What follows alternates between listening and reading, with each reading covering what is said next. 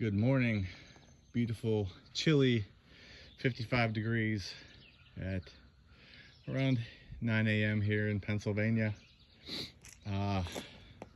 This is what I got out of those 2 logs. So I'm doing 8x8 posts, 10 feet long.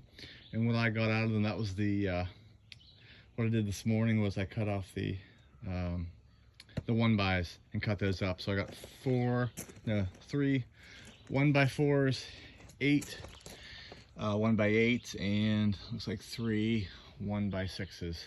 So all that'll go to good use, nothing's going to waste. I even got some stickers as well. So no waste.